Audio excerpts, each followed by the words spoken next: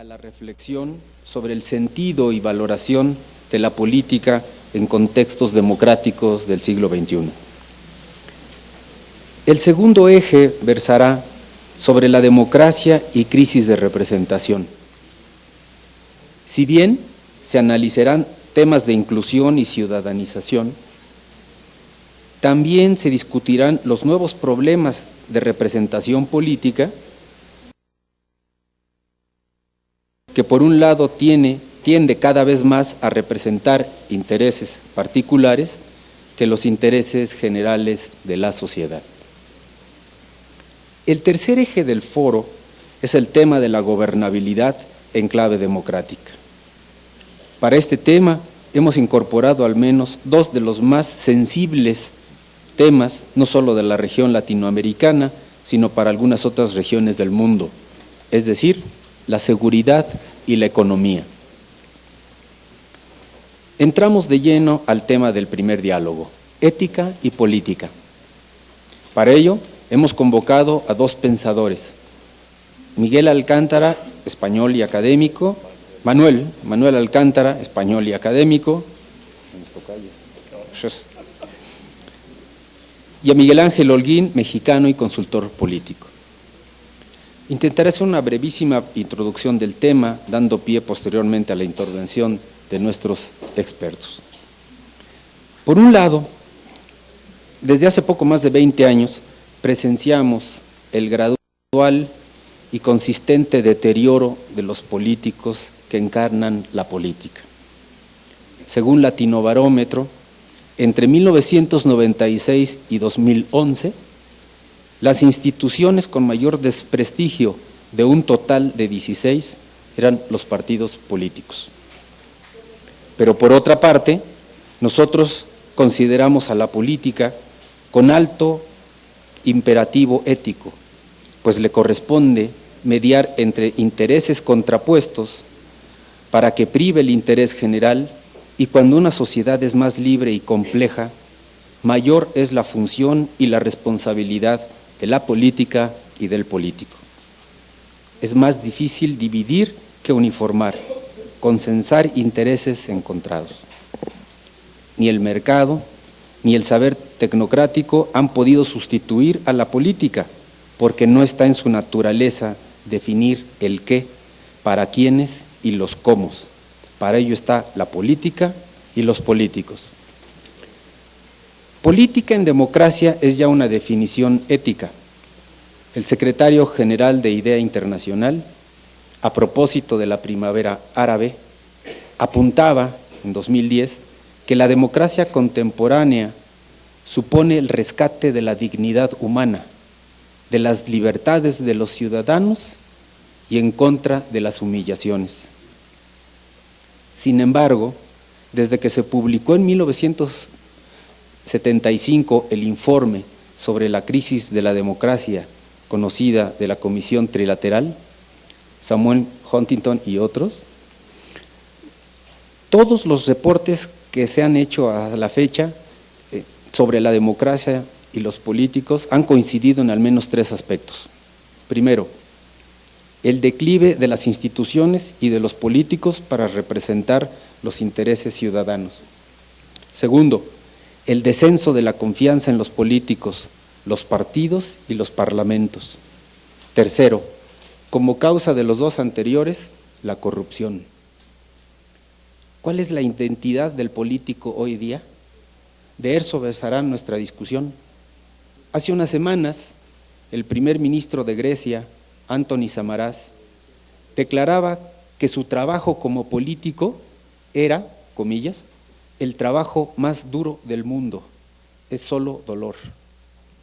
Agregaba, hay un riesgo cero de que abandonemos el euro, pero tendrá un alto costo económico para los griegos y para la clase política responsable de aplicar las medidas de ajuste. Termina la cita. Y finaliza, y aún así sostiene que hay esperanza. En este sentido, no se puede desligar la acción política de la ética. Añejo problema que hoy tiene otros componentes y matices. ¿Un buen hombre puede además ser un buen político? ¿Al político se le puede medir, moralmente hablando, con el mismo rasero que se emplea para el hombre común? Si la moral del hombre de acción, del político, es la moral de la responsabilidad, ¿dicha moral excluye la sumisión a las reglas de la ética del hombre común? Finalmente, entrar en política es participar en conflictos en los que se disputa el poder. Es el poder para influir en el Estado y a su vez influir en la comunidad. Para estos y otros temas, dejemos que nuestros ponentes hagan su presentación. El profesor Manuel Alcántara tiene la palabra. Muchísimas gracias, el tocayo Manuel Carrillo. En primer lugar, y no es un mero protocolo, quiero agradecer al Instituto Federal Electoral, a la Organización de Estados Americanos, a IDEA Internacional y, por supuesto, a la institución que nos acoge, el Colegio de México, por la invitación, por la celebración de este tercer foro. Y puesto que también se ha dicho en la presentación del mismo, en la primera parte de la mañana, en la medida que soy el primer representante de los que vamos a hablar aquí de la Universidad de Salamanca, quiero poner a disposición de este foro, poner a disposición de este proyecto la Universidad de Salamanca.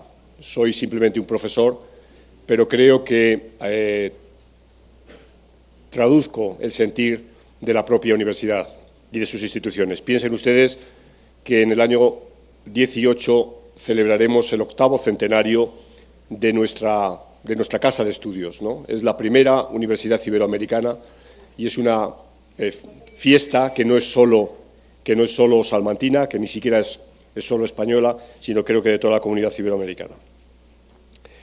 Bien, como ustedes es probable que conozcan, el candidato demócrata opositor a Dwight Eisenhower, Adlai Stevenson, quien tenía una merecida fama por su elocuencia y su solidez intelectual, fue protagonista de una anécdota muchas veces contada al responder a una señora que se había dirigido a él tras un mitin diciéndole que cualquier persona medianamente inteligente o pensante le votaría. Y Stevenson le dijo: señora, eso no es suficiente, necesito una mayoría. La política trata en gran parte de eso, de ganar elecciones. Hombres y mujeres que compiten por el apoyo de otros hombres y mujeres para alcanzar puestos de poder. Cada uno con sus dosis de ambición, de ideas, de valores, y en medio instituciones diseñadas a su vez por hombres y mujeres también llenos de ambiciones, ideas y valores, y que intentan definir la forma en que el proceso, que vamos a llamar proceso electoral, se lleva a cabo, o proceso político en general, si ustedes quieren. Los ganadores no son siempre los más preparados, ni los más honestos. ¿Significa que la ética se aleja de la política? El escenario es realmente complejo y no creo que vaya a aportar muchas soluciones aquí esta mañana, ¿no? La ciencia política ha reflejado tradicionalmente esta complejidad en un continuo epistémico en el que en los extremos se encuentra Nicolás Maquiavelo en uno y en el otro Hannah Arendt, totalmente distintos y con supuestos, repito, epistémicos totalmente diferentes. Mi presentación, por tanto, pretende aportar algunas ideas para la reflexión esta mañana y enlazar algunos valores que constituyen un arte de vivir al que convencionalmente se denomina ética, con el ejercicio concreto de la política a la que, como he señalado, se llega ganando elecciones. No siempre, pero en la mayoría de los casos ganando elecciones. Y ello desde la perspectiva de quienes se dedican a la política de una forma profesional, de los políticos profesionales. Es decir, además de tener una vocación que da sentido a su existencia, la política es también un medio de vida. Max Weber, la citada ya Hannah Arendt, Michael Walzer, y sin dejar de lado a Fernando Savater o Adela Cortina, me van a servir al respecto a la hora de configurar mis ideas, que ya digo son ideas tentativas, ideas que pretenden aportar algo para la reflexión. Hoy, y así lo ha dicho Manuel Carrillo en su presentación, se da una visión muy generalizada en todas nuestras sociedades que señala que uno de los principales problemas que tiene la política son los políticos. Dentro de las razones que se esgrimen figuran prácticas habituales que son delictivas y que se ligan con diversas formas de corrupción, pero también se encuentra una crítica generalizada, aunque vaga, difusa, imprecisa, que se basa en la falta de ética de la clase política. No es por menos que cuando se pregunta a los políticos por las cualidades más sobresalientes que un político debe tener, que un político ideal debe tener, coinciden de manera absolutamente abrumadora en la honradez. La honradez es la característica que cualquier político dice siempre en primer lugar que debe tener la clase política. Y por ello, los propios consultores, cuando organizan las campañas electorales, las organizan normalmente siempre bajo este supuesto, bajo el supuesto de la honradez de sus clientes. Esta visión se debe, qué duda cabe, a la enorme visibilidad que los políticos ocupan, cada vez más. Una exposición al gran público cada vez más amplia por la omnipresencia del sinfín de instrumentos mediáticos que son de uso muy común y de uso muy popular. Pero también debido a la consideración por parte de la gente de que los políticos son personajes privilegiados, que gozan de influencia, altos salarios, un trabajo cómodo, a veces escaso, y un inveterado constante incumplimiento de promesas que muchas veces son alegremente formuladas sin continencia alguna. Si, como dice Fernando Savater, la ética es el arte de elegir lo que más nos conviene y vivir lo mejor posible, en la medida en que nadie vive aislado, el desentimiento entre la ética así considerada y la política, que busca organizar lo mejor posible la convivencia social, es imposible. Lo cual no significa que no haya tensiones entre ética y política. La ética se ocupa de lo que uno mismo hace con su libertad, mientras que la política intenta coordinar de la manera más provechosa para el conjunto lo que muchos hacen con sus libertades. En la ética lo importante es querer bien, porque no se trata más que de lo que cada cual hace porque quiere, no de lo que le pasa a uno, quiera o no, ni de lo que hace a la fuerza. Para la política, en cambio, lo que cuentan son los resultados de las acciones, de las políticas, se haga por las razones que se hagan, y el político intentará presionar con los medios a su alcance, incluida la fuerza legítima para obtener ciertos resultados y evitar otros. Max Weber sitúa en el terreno de la ética las cualidades que entiende decisivamente importantes para el político y que son la pasión en el sentido de positividad, de entrega apasionada a una causa, el sentido de la responsabilidad y la cualidad psicológica de la mesura, entendida esta como la capacidad para dejar que la realidad actúe sobre uno sin perder el recogimiento y la tranquilidad, es decir, para guardar la distancia entre los individuos y las cosas. El valor de la ética en Weber es tal que centra en la complementariedad de la ética de la responsabilidad y de la ética de la convicción la formación del hombre auténtico que puede tener vocación política, según él expresa textualmente. Hay una tensión, repito, permanente en todo político que confronta habilidades prácticas de su quehacer, que paulatinamente, además, sabemos, ha ido profesionalizándose con el sentido ético que le guía y que, como acervo de teoría política, el mayor logro, en mi opinión, de Hannah Arendt fue precisamente recuperar y restaurar la antigua concepción de las virtudes públicas y de la sensibilidad pública como parte de la política, que es, según decía ella, la forma humana más alta de asociación. Esa tirantez conceptual, como puse de relieve en la anécdota que relaté al iniciar mi exposición, se da en el ámbito, asentado casi universalmente, de la competencia electoral. Y aquí se ha dicho ya bastante precisamente en la sesión inmediatamente anterior. Por eso, como ya indicó probablemente uno de los padres de la santificación del papel de las elecciones en la democracia, que fue Joseph Schumpeter, el material humano de la política debía tener habilidad adecuada, pero decía Schumpeter, y carácter moral, vocación para presentarse a las elecciones y energía para la competición.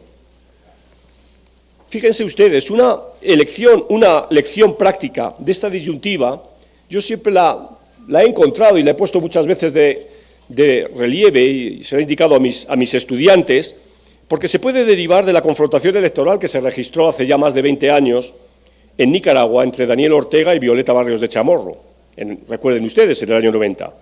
Mientras que las encuestas daban vencedor con claridad a Daniel Ortega, un líder experimentado de una revolución triunfante que contaba con notable apoyo popular, las urnas, sin embargo, premiaron a la candidata sin experiencia, pero que era percibida por los electores como una auténtica líder moral, según lo que abrumadoramente la bibliografía que analizó ese proceso sostiene. Los individuos públicos que actúan en política pertenecen a una comunidad moral, a una comunidad moral en dos sentidos específicos. En primer lugar, la vida política de la ciudadanía constituye una opción moral libremente hecha por personas que podrían fácilmente haber escogido otra. En segundo término, la asociación política es una comunidad moral basada en la confianza, la amistad y el respeto mutuo, aspectos estos sin los cuales el mundo político no existe. La pertenencia a una comunidad moral posibilita plantear en qué medida los políticos son moralmente mejores o peores que la mayoría de la gente. Algo que está en permanente discusión y que, recuerden, sostiene tesis del estilo «tenemos los políticos que nos merecemos» o «los políticos no son ni más ni menos diferentes que la sociedad de donde salen». Lo cual conduce a uno de los temas principales de la política y de la vida de los políticos, cuya actualidad es permanente y que se puede concebir según el famoso dilema o problema, mejor, de Michael Walzer, y que es el problema de las manos sucias. Recuerden, Walzer toma el título de una obra de Jean-Paul Sartre a propósito de un militante comunista que está en este dilema, ¿no? En el dilema de si debe de ensuciarse las manos. Su elucidación tiene que ver con la necesaria diferenciación del político de otros actores en la sociedad. Walzer plantea la existencia de tres elementos diferenciadores. En primer lugar, el político no solamente representa los intereses de los ciudadanos, sino que, bien sabemos, actúa en nombre de ellos. El político tiene metas, proyectos y causas que requieren el apoyo de la población. Y es por ello que no puede servir a la gente sin servirse a sí mismo, ya que el éxito le da poder, cosa que muchos políticos o personas no políticas desean. De ahí que la tentación le gana a la competencia y muchos políticos se resignan ante la posibilidad de mentir con tal de acumular más poder. En segundo lugar, los políticos son peores que la mayoría porque nos gobiernan. Y, convengamos, el gozo de gobernar es mayor que el placer de ser gobernado. El político exitoso se vuelve un arquitecto de nuestros límites mediante su capacidad extractiva a través de los impuestos y todo aquello que nos permite o nos prohíbe hacer. Es por eso que el político confía en su propio juicio, que es ciertamente arrogante. Y es una cosa que oímos constantemente. Los políticos son arrogantes. La arrogancia es importante, que duda cabe, porque los políticos exitosos acuden a la violencia legítima o amenazan con ella no solo a otras naciones en nuestra teórica defensa, sino en contra nuestra y en nombre del bien común. Recuerden ustedes algo que apareció en la prensa madrileña hace casi justo 2 años, el 7 de noviembre de 2010. Felipe González concedió una larga entrevista a un periodista muy conocido, Juan José Millás, en el diario El País. En ella, al referirse a su actuación de no llevar a cabo la voladura del lugar donde la cúpula de ETA se hallaba reunida, afirmó textualmente, abro comillas, «Todavía no sé si hice lo correcto. No te estoy planteando el problema de que yo nunca lo haría por razones morales. No, no es verdad. Una de las cosas que me torturó durante las 24 horas siguientes fue cuántos asesinatos de personas inocentes podría haber ahorrado en los próximos 4 o 5 años. Esa es la literatura. El resultado es que dije que no». Cierro comillas. Todo esto constituye uno de los puntos principales de la política como profesión de Max Weber. La presencia de la violencia a lo largo de la historia humana inclina hacia un cierto tipo de poder al cual todos los políticos aspiran, porque no lo olvidemos, tarde o temprano los políticos utilizan la violencia. Los hombres y mujeres que actúan en nombre de los ciudadanos y en nombre de los que ejercen la violencia en nuestra sociedad, legítimamente, muchas veces parecen hacer lo mismo, muy fácil y rápidamente. Sin embargo, Walser es consciente que puede haber buenos políticos que entren al escenario político buscando realizar realmente alguna reforma en el sistema, pero enseguida están obligados a aprender la primera lección de Maquiavelo, que es la de cómo volverse en un político que no sea bueno, que perviva, que se mantenga en el poder. Algunos son incapaces de aprender y muchos proclaman ser incapaces de hacerlo. No obstante, los políticos no tendrán éxito hasta que terminen de aprender, ya que una vez en la política, dice Walser, inevitablemente se unirán a la lucha por el poder entre todos los políticos, los malos. La tensión se cierra por el peso que la mala conducta y sobre todo la corrupción tienen en el deterioro de la imagen de los políticos, que como bien se conoce es abrumador. La perplejidad es entonces manifiesta, pues parecen quedar anulados aquellos otros políticos que desempeñan una actividad política marcada por el idealismo que acompañó a la vocación de servicio en sus inicios y de entrega en pro de la comunidad. Todo ello se agrava en los casos donde la corrupción, repito, queda además impune. Pero hay un extremo opuesto, como les decía al principio. Citando de nuevo a Hannah Arendt, la comunidad moral, que es toda asociación política, está basada en la confianza, la amistad y el respeto mutuo, aspectos sin los que la existencia del mundo político es inviable. Por su propia naturaleza, estas facetas se vinculan a la política de lo que llamaríamos la política de las emociones.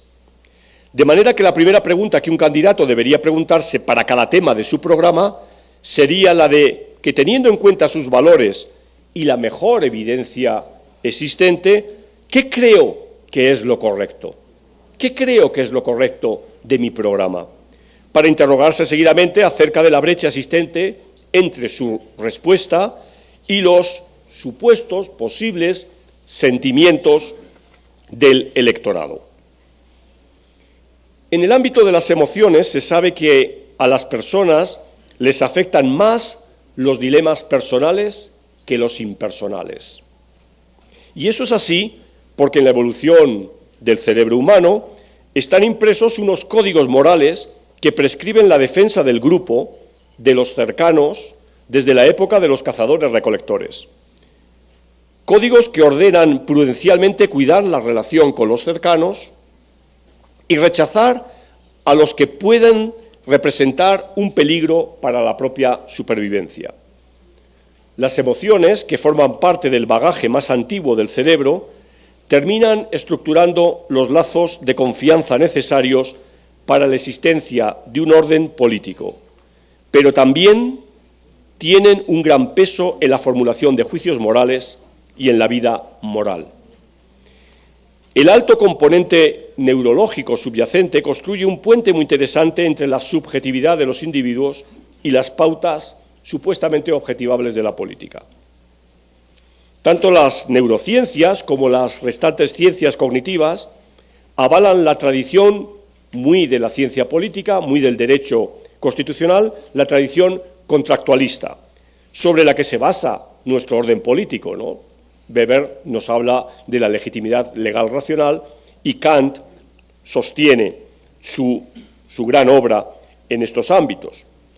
Como señala Adela Cortina, desde la época de los cazadores-recolectores, el principio adaptativo ha ido acuñando ese cerebro contractualista que nos lleva no a buscar el mayor bien del mayor número, ni la promoción de los más aventajados, sino a sellar un pacto de ayuda mutua con todos aquellos que son necesarios para sobrevivir.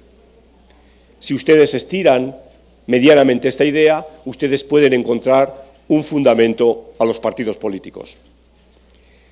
Un último elemento, para terminar, que quiero considerar es que por encima de la actividad, llamémosla profesional, de un político, esa actividad a la que le dedica muchas horas y por las que cobra una remuneración, por el hecho de estar signado por el credo democrático en el que se mueve, el quehacer característico del representante democrático, del político democrático, es su explícito apoyo a la democracia.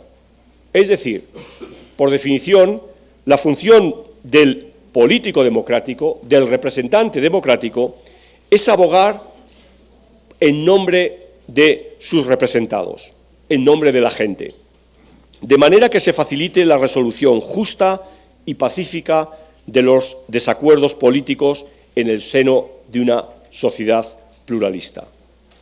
Uno diría que los políticos deberían estar precisamente por esto, para desfacer entuertos y no para complicar la vida de la gente. Pero para comprometerse bien en el apoyo explícito a la democracia, el político democrático debe ser consciente que se necesitan tres virtudes. La virtud de la justa disponibilidad, que tiene que ver con que el buen representante democrático avance políticas públicas que contribuyan al propio funcionamiento de las instituciones democráticas. Por medio de esa virtud, el político contribuye a la consecución fundamental de la igualdad cívica. La virtud de la construcción de la confianza crítica, en segundo término, por medio de la cual el representante contribuye a favor del valor del autogobierno y de distintas formas de empoderamiento de los más diversos grupos de nuestra sociedad plural. Y, por último, la virtud de lo que llamaríamos el buen cancerbero, el buen portero, por la que se alcanza el valor de la inclusión, por el que se alcanza el valor de incluir colectivos que llevan siglos a veces, que llevan mucho tiempo fuera del sistema. Estas virtudes configuran, yo diría, un triángulo áureo de inequívoco componente democrático que todo político debe tender a poseer y que ayuda a construir una relación ética. Espero, estimados amigos y amigas, que estas reflexiones sirvan para centrar el debate de esta mañana. Muchas gracias. Muchas gracias.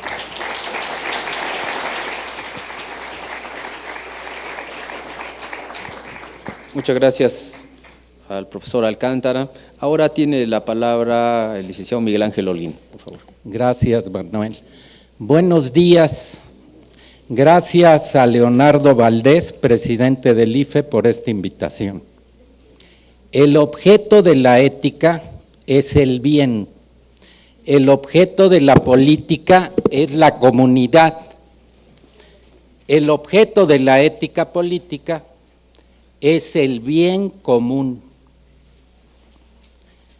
La ética, la política y la ética política son ciencias prácticas, son para la acción, no para teorizar. A veces se busca la ética política difundiendo mensajes con listas de valores. Se hacen listas de valores y se difunden.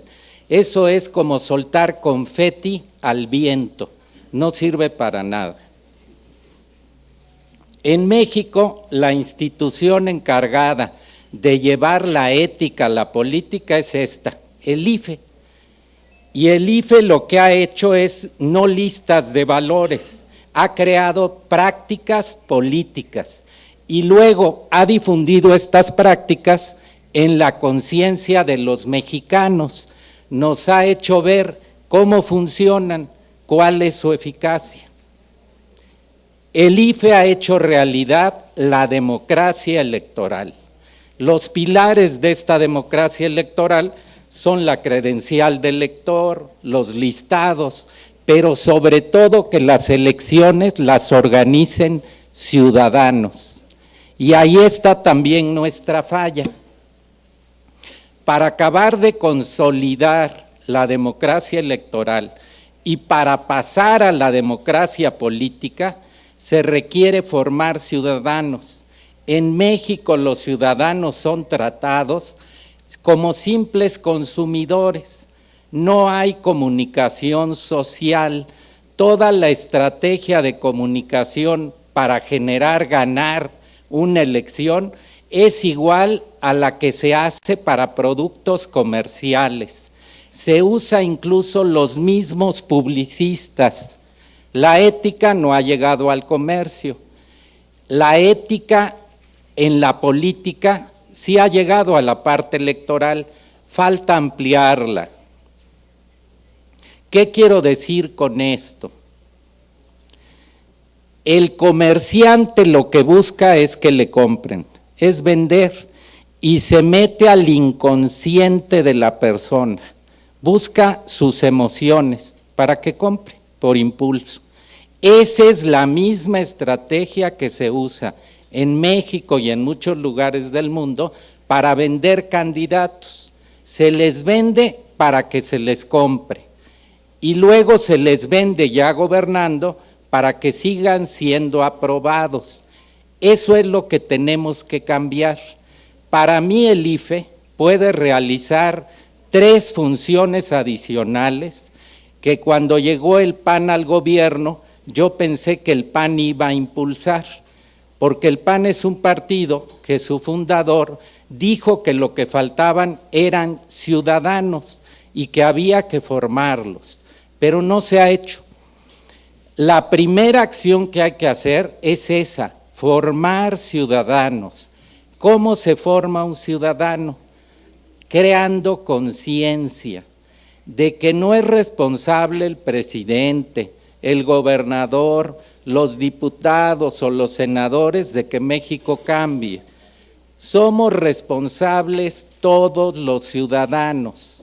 Un ciudadano es el que se hace responsable de su familia, de su colonia, de su ciudad, de su entidad federativa, de su país y de la humanidad. Ya todo está conectado.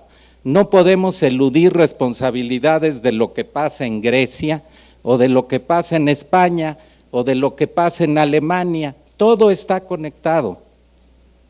Para mí el IFE puede iniciar un programa de formación de ciudadanos usando sobre todo los medios modernos. El Instituto Politécnico Nacional y la UNAM tienen programas de educación a distancia sumamente eficaces. El IFE tiene que formar ciudadanos, es su siguiente función más importante, para que tengan conciencia de responsabilidad y participen no solo votando, sino también exigiendo y contribuyendo a la solución de los problemas del país. Segundo, el IFE tiene que generar comunicación social, porque no la hay. ¿Cómo se puede generar comunicación social? Necesitamos insacular ciudadanos, como cuando se van a hacer elecciones, y traer los auditorios como estos a hablar con los candidatos, para que los ciudadanos insaculados le puedan preguntar al candidato lo que quieran. Tenemos que lograr saber 3 cosas. 1, si están bien de la cabeza. 2, si tienen madurez emocional. Y 3, cuáles son sus verdaderas intenciones. Curiosamente, el debate no sirve para eso. El debate lo que hace es exagerar los problemas de cada candidato. Todos se atacan y eso acaba siendo puro ruido, acaba no teniendo ningún sentido porque el ataque se pierde en el aire. No profundizamos en quién es la persona, solo los oímos cómo se pelean y se insultan. Se requieren diálogos profundos, donde todas las ideas sean escuchadas y estén en manos de ciudadanos las preguntas, la interacción con los candidatos. Tercera propuesta, el IFE podría también tener la función de evaluar anualmente a los principales gobernantes, también con diálogos, traerlos aquí a un foro con ciudadanos insaculados que puedan preguntar sobre el tema que les interese, no sobre lo que el gobernante quiere informar, sino que lo que el ciudadano quiere conocer. Esa es mi propuesta concreta, formar ciudadanos en México. Gracias.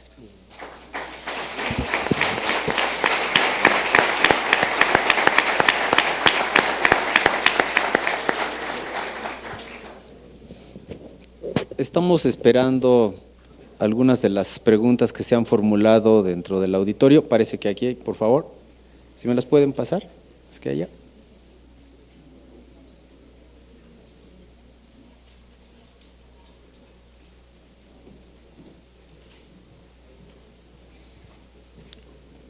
En lo que llegan las preguntas, quiero informarles a ustedes que el informe de la Comisión Global se ha distribuido y se agotó rápidamente. Esperemos traer ejemplares para el día de mañana, para el día viernes, pero independientemente de eso vamos a distribuir USBs donde tienen el texto en la versión en español y los que la prefieren en inglés igualmente lo tendremos a su disposición. Iniciamos con un par de preguntas, curiosamente de la Universidad Nacional Autónoma de México. Preguntan a la mesa, ¿qué tan útil sigue siendo en la actualidad el parlamentarismo democrático con políticos como los que tenemos?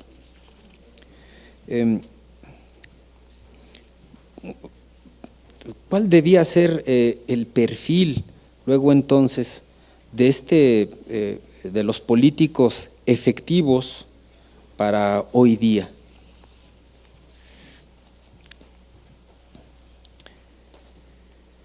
Igualmente, ya llegaron, bueno. Si la política tiene un contenido ético, ¿son las ambiciones las que alejan al político de ese contenido?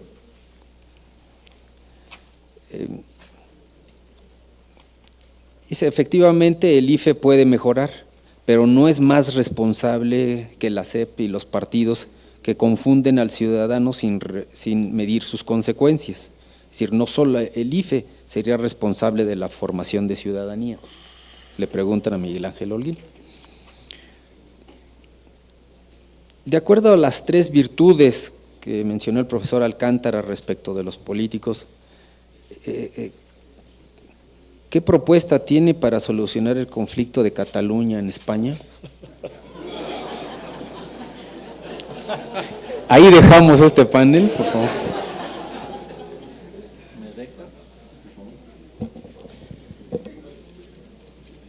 Yo creo en las instituciones, en la práctica política. Las puras ideas no sirven para nada.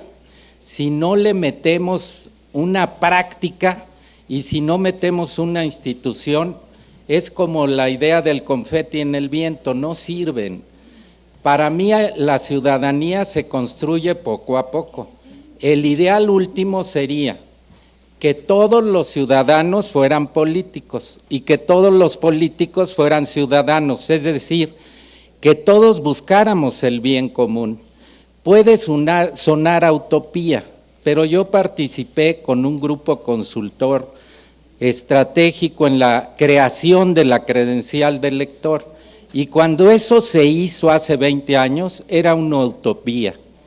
No había más que un partido, todo el régimen político estaba regulado para un partido, y pensar que era posible la participación de otros partidos parecía una utopía, algo no realizable.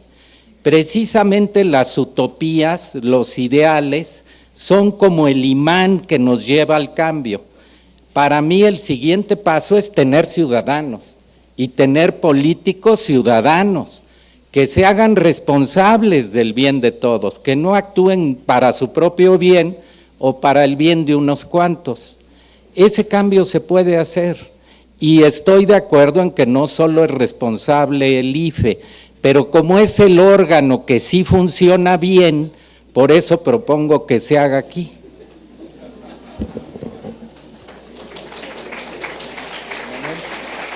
¿Sí?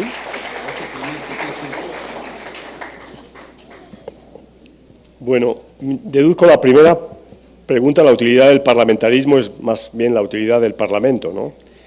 El Parlamento es un órgano colegiado, es un órgano representativo, no voy a contestar canónicamente, ¿no?, como un profesor de ciencia política, pero es obvio que es un órgano colectivo que por consiguiente puede ser un órgano de representatividad, a diferencia del presidente o de la presidencia, que es un órgano unipersonal, es donde se encuentran las distintas, o se deben encontrar las distintas sensibilidades y las distintas rupturas que puede haber en una sociedad, rupturas históricamente étnicas, religiosas, culturales, etcétera, intereses, clases sociales, etcétera. O sea, entonces, en ese sentido, desde esa perspectiva, es una asamblea, ¿no?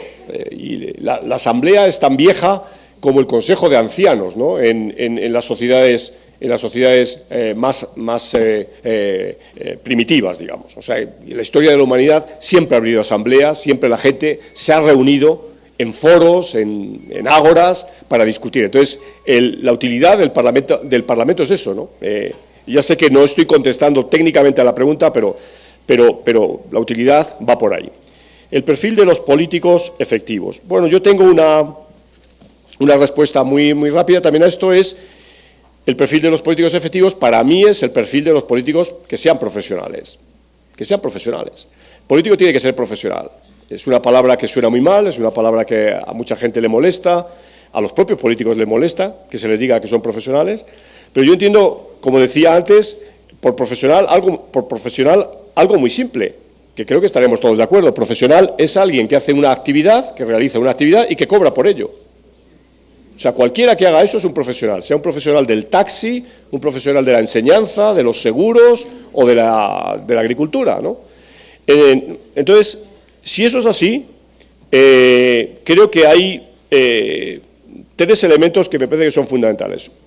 Uno es, evidentemente, el político tiene que tener una serie de dotes innatas. Tiene que tener dotes de empatía, de cierta capacidad de hablar, de entender los problemas, de simplificar los problemas. Dosis también, aunque no necesariamente de liderazgo, digo esto porque hay muchos políticos en segunda fila que no tienen por qué ser líderes, ¿no? Conocimiento, ¿no? Preparación. Tiene que tener preparación. Tiene que tener preparación de los asuntos que afectan a una sociedad moderna, ¿no? No digo que tenga que ser doctor, no tiene por qué ser doctor, ni siquiera tener un máster, pero sí tener conocimiento de los problemas, ¿no? Problemas desde, yo qué sé, el problema de la salud pública, a los problemas de medio ambiente, a los problemas del transporte público, etcétera, ¿no? Tiene que conocer esos problemas y eso supone conocer economía política, evidentemente, conocer estadística, y tiene que tener experiencia. Yo creo que la experiencia es un factor fundamental en el político, o sea, porque la política se aprende haciendo política. Otras carreras se pueden, bueno, pero eso ocurre también en la medicina, ¿no? Un estudiante sale número 1 de su promoción y cuando realmente se va a hacer médico es, como ellos dicen, con las manos, ¿no? O sea, tocando enfermos y viendo enfermos, y es una carrera que no se termina nunca. Bueno, pues la política sería un poco igual. La ambición aleja a los políticos de la ética. Miren, la ambición es consustantiva con los políticos. No hay ningún político que no sea ambicioso. Pero la ambición es una de las muchas pasiones que tenemos los seres humanos. Y para ser político hay que querer. Hay mucha gente que dice, yo no sirvo para ser político. No sirvo para ser político, ¿por qué no? Porque yo prefiero quedarme en mi casa. O me es más cómodo, yo prefiero jugar con los amigos el fin de semana a las cartas o al fútbol o pasarlo con mi familia. Sin embargo, el político tiene una ansia, una fuerza, un furor, un deseo ardiente, ¿no? Que es como define la Real Academia Española de la Lengua, ¿no? Deseo ardiente, ¿no? La ambición es deseo ardiente de poder, fama, prestigio, etc. Entonces es muy difícil, pero está presente. Entonces el gran tema es precisamente encontrar el equilibrio, ¿no? El equilibrio entre el respeto a unos valores, ¿no? El valor, yo qué sé, de la confianza, por ejemplo, que ahora hablaré de ello, el valor de la confianza o el valor del compromiso, el valor de la lealtad. O sea, hay otra serie de valores que se dan entre la clase política. Piensen ustedes en un partido político si no hay estos valores, no funciona, ¿no? Entonces, la cuestión es integrar eso. La última pregunta, esta del conflicto de Cataluña, es una pregunta muy personal. O sea, yo no la puedo contestar académicamente, por dos razones. La primera es porque no estudio España, yo no me dedico a... Sé de España lo que ustedes saben a través de la prensa, y bueno, vivo allí, claro, pero no soy un estudioso del sistema político español. Esa es la primera razón. Y la segunda razón es porque es un tema que me atañe personalmente. Me atañe personalmente. Es decir, yo soy de una generación, tengo 60 años, soy de una generación educada en el franquismo. Y el franquismo nos machacó mucho con una España grande y libre. Eso no nos lo creíamos nadie. Ni nos creíamos que España fuera una unidad en el destino, ni que España fuera un conjunto armónico de pueblos y demás. No lo creíamos nadie. Yo con 6 años conocí a un primo que era, y perdonen por esto, ¿no? Pero ya que me han preguntado, me han tocado una fibra muy sensible y realmente estoy preocupado por esto. Conocí a un primo segundo mío, que era hijo de unos emigrantes en Cataluña, emigrantes, parientes de mi abuelo, manchegos que vivían en Cataluña, ¿no? Mi primo se llamaba el Angelet, y yo no me comuniqué con él, porque él hablaba catalán, año 58, pero jugamos, y nos quisimos muchísimo, y hemos tenido una relación increíble desde entonces. Y ya digo, con 6 años, a mí no me importaba que él hablara catalán, y a él no le importaba que yo hablara castellano. Los que hemos hecho la transición, yo no en las filas de la política, pero sí en las filas de la universidad, hemos luchado por un determinado tipo de España, que es una España plural, y una España en la que quepan todos. Lo que pasa es que hay, como ustedes bien conocen, una serie de españolitos que esto no lo comprenden. No lo comprenden, ¿no? Pero también hay otros, pero cuando digo unos españolitos que vienen en Madrid, Valladolid, Salamanca, pero también en Barcelona, Girona, Lleida, etcétera, o sea que no lo comprenden, ¿no? Entonces la situación está muy mal. Si ustedes me preguntan, la situación está muy mal. ¿Por qué? Porque se ha perdido la confianza. La palabra confianza es una palabra muy importante en política, pero en el ser humano también. Cuando una pareja pierde la confianza, ya saben ustedes lo que pasa. Es muy difícil restablecer eso. Es muy difícil, porque aunque se vuelva, la pareja será una pareja de conveniencia. Será un matrimonio o una pareja de conveniencia, porque finalmente hay una razón de desconfianza muy profunda. Esto es lo que pasa hoy en España. Por eso estoy triste. Gracias.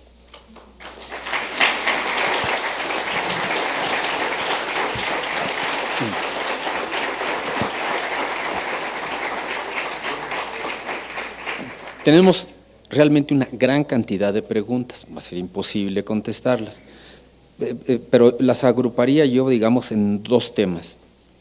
Primero, en el tema de ciudadanía, participación de la sociedad ante políticos, digamos, que no necesariamente representan los intereses de la ciudadanía.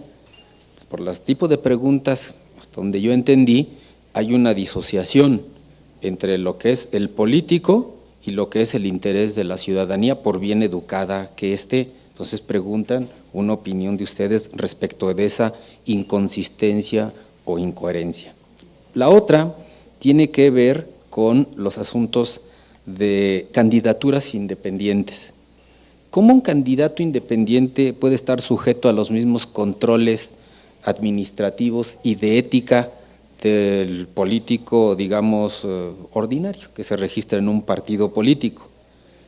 Por considerarse independiente, entonces son de otra casta o de otra categoría, o sea, realmente son el político bueno, que es el ciudadano bueno.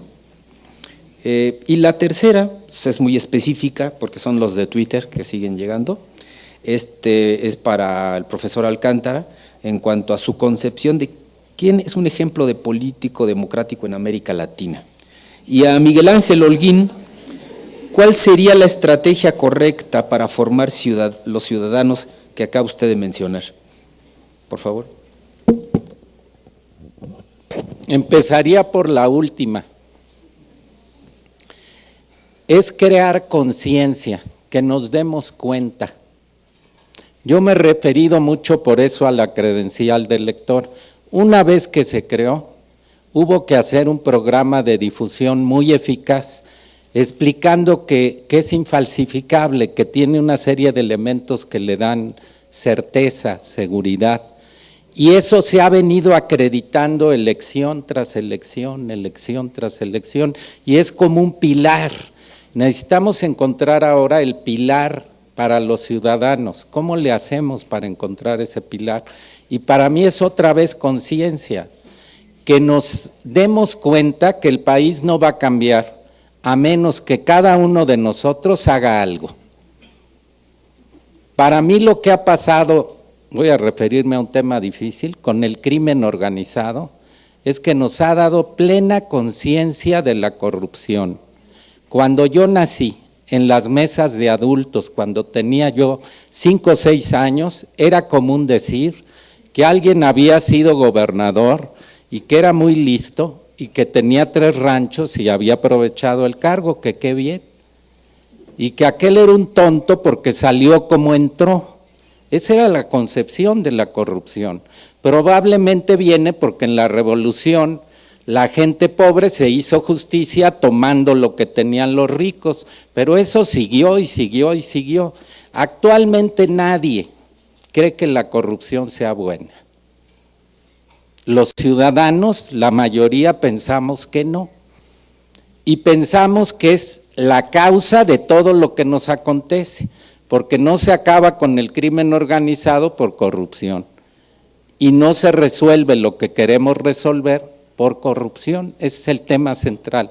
Pero vuelvo a mi propuesta, si no hay nuevas prácticas políticas, y esas inician un día, puede ser hoy, nada va a cambiar. Y la práctica específica es que haya ciudadanos y que esos ciudadanos participen en crear un sistema de comunicación social eficaz, no de mercado, no de vender mercancías, y que sean los que evalúen constantemente el gobierno. Gracias.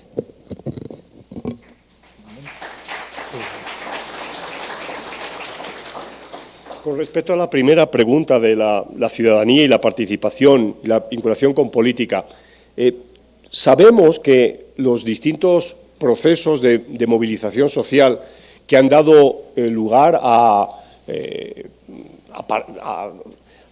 movimientos ciudadanos terminan consolidándose en partidos políticos. O sea, el ejemplo del libro son los verdes, ¿no? El movimiento verde en Alemania, ¿no? Que es uno de los primeros nuevos movimientos sociales, ¿no? El movimiento ciudadano en España, recordando la época de la transición, terminaron incorporándose a los partidos políticos. Es decir, los partidos políticos es una institución que si está ahí no es porque graciosamente la hayamos impuesto o se haya impuesto, sino que es una institución bastante natural en la organización de la política. Entonces, es muy... lo que pasa es que, claro, ya sé que tienen mala prensa y a veces juegan a la tiranía de la política o, como diría alguien, a la usurpación de la política. Pero ya digo, y lo enlazo con la segunda pregunta, con las candidaturas independientes, ¿no?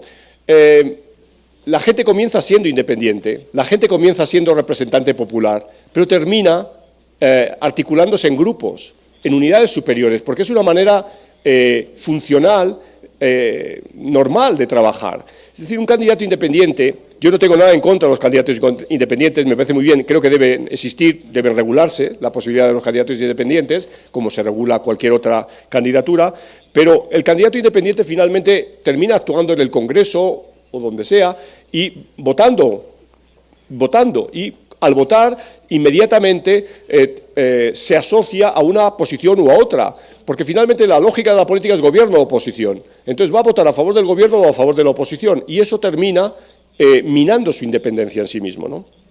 El ejemplo de político democrático en América Latina, miles de políticos democráticos en América Latina. El problema, como siempre, es que nos señalamos en aquellos y aquellas que cometen delitos, que son inmorales, que son delincuentes, pero hay miles de políticos democráticos, ¿no?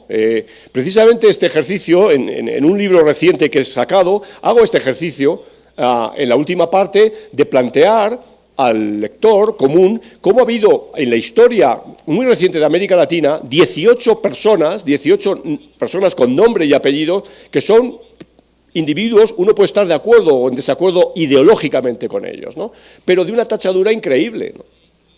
Están ahí, ¿no? Y son acervo de la política latinoamericana. Muchas gracias Manuel, muchas gracias Miguel Ángel. Me parece que hemos tenido un muy buen debate, generó una cantidad de preguntas, inquietudes para nuestros ponentes el tema, y un poco en la misma línea y senda que estableció ahorita Manuel respecto de que sí hay políticos buenos y brillantes y positivos. Permítanme cerrar el panel citando a un político mexicano precisamente, que era don Jesús Reyes Heroles, que decía: si practicamos la política con autenticidad, lamentaremos muchas cosas, pero no nos arrepentiremos de lo que creíamos haber hecho posible.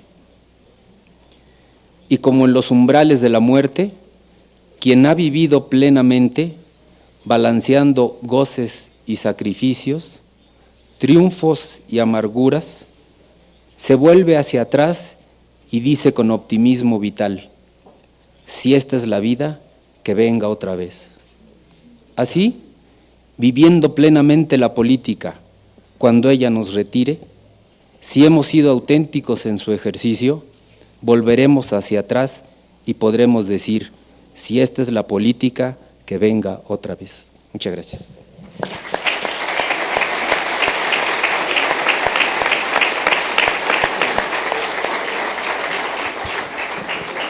Tenemos un breve receso y reiniciamos a las 2 de la tarde. Gracias.